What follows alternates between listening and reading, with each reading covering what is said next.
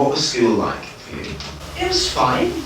I say a lot that in my primary school was tiny. There were literally 50 children in our entire school. So that was just very small and felt that way. Went to high school, which was much bigger and much more people knocking around.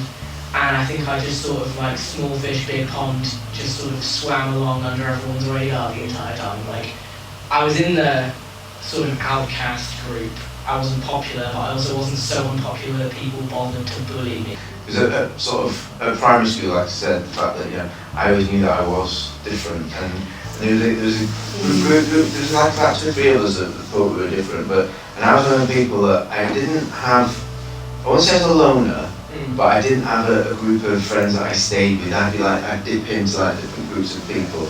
I was the fat chubby kid, got bullied for being sort of fat rather than anything else. I wasn't, I'm not very academic, and I think if I look back now, it had gone down as being dyslexic. Anyway, with the way that it wasn't something that got spoke about. But it didn't hold me back. But then when I went so even at the sort of junior school, and this was where it's sort of the conversation to have with my mum to say my feelings, I had some sort of activity, let's say, with a lad at school. He actually became the head boy of the school. So it was quite a strange sort of situation to be in, because even though this activity was taking place, you couldn't be you didn't want to sort of be seen with him, if you know what I mean. Yeah. So it was all very sort of like under the radar sort of thing. Yeah. And then secondary school, again just sort of plodding on through school. Yeah. Again, not sort of having a mix of people. And the weird thing was, there's about 3 or 4 people in the school that were called gay or for a bum boy. And what's weird about it is, actually, I'm friends with those people now, and we're all gay. Yeah. It was that thing that like you couldn't see it then, in that sense, so you didn't want people to see it then. There was like 1 boy, 2 boys even, I think the year below me, who did that thing where they were so gay and so camp that it was like a force field, and that no one would come within like 6 feet of them lest they be deemed gay. And I think that's just how they got by.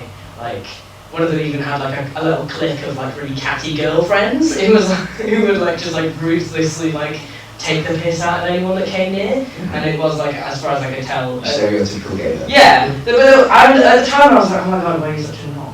But afterwards I was like, I understand why, like, you were just protecting yourself. And with the primary school, yeah, obviously we've mentioned before about Kempton being a mecca of lesbians. It is. Was there a lot of children there then with like two mummies? No, actually, like, the place, because there was, Hebden's like the main towny bit, and the place that I lived was like a small village off of that, and that was less, I don't think, apart obviously I think my neighbours were gay, but they didn't have any children, so I don't think, to my knowledge, there were any other like openly gay people in my immediate setting. But it is that thing about, I think schools can be a horrible place for people when it comes to sort of, I've touched on it before with the mental health and well-being, but again, that people don't realise how hurtful it can be. For a lot of younger people, to be accepted at school, we definitely need to do a lot more relationship and sex education.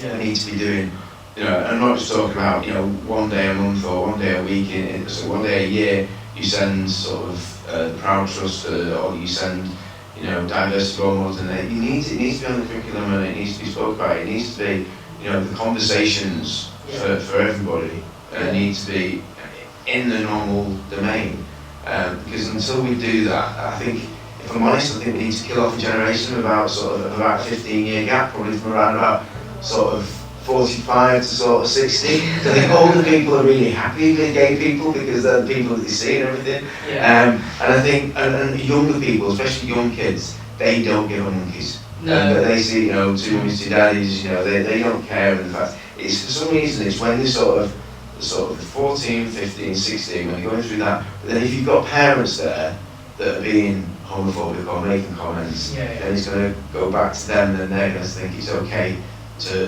make those comments and make those judgments on people.